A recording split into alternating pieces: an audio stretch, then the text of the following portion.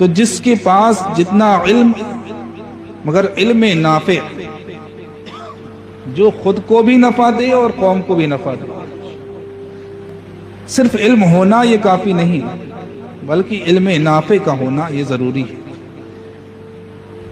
تو عزیز طلبہ، اللہ تعالیٰ نے آپ کو معاشرے میں بلند فرمایا ہے، اس کی بنیاد علم ہے،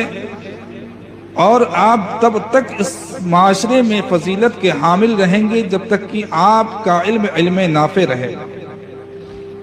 جب تک کہ آپ خود بھی اس علم سے فائدہ اٹھاتے رہیں گے اور آپ کے علم سے دوسرے بھی فائدہ اٹھاتے رہیں گے. اور جس دن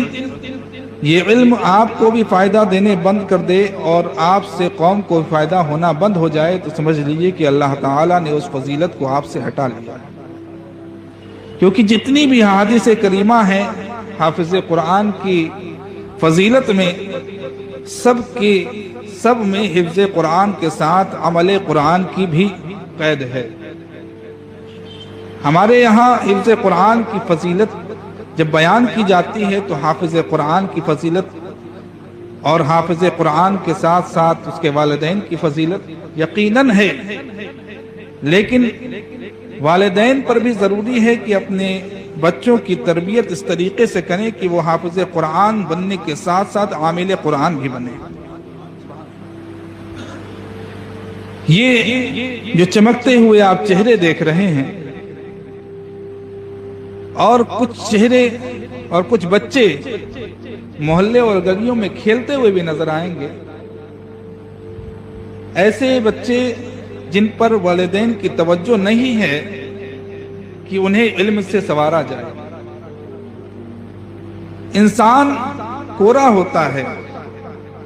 اس میں کچھ نگینے ہوتے ہیں، اس کے اندر کچھ اوصاف حمیدہ ہوتے ہیں، اس کے اندر کچھ ایبلٹیز ہوتی ہیں جن کو ایک جوہر شناس پرکھتا ہے کہ اس انسان کے اندر کون سا نگینہ، کون سا جوہر چھپا ہوا ہے. تو جب تک کسی پتھر کو جوہر شناس کے پاس نہ لے جایا جائے تب تک کہ اس کی اصل قیمت پتہ نہیں لگتی. آج ان چمکتے ہوئے چہروں کو جو آپ دیکھ رہے ہیں، انہیں کسی جوہر شناس نے تراشا ہے، کسی جوہر شناس نے پہچانا ہے ان کی ایبلٹیز کو پھر نکھارا ہے. ان کی ایبلٹیز کو ان اساتذہ نے نکھارا ہے. یہ وہی بچے ہوں گے جو کل گلیوں میں صرف کھیلتے ہوں گے اور ان کا علم سے تعلق نہیں ہوگا، لیکن وہ والدین